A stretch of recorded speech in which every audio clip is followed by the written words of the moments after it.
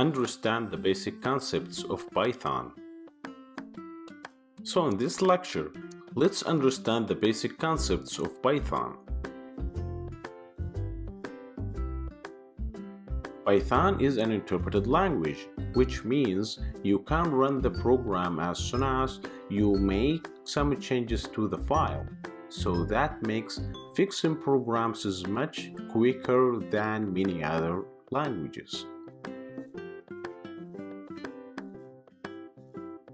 Python is one of the easiest programming languages to learn, and you can have your basic program and running it in just few minutes like what we did in the previous lecture.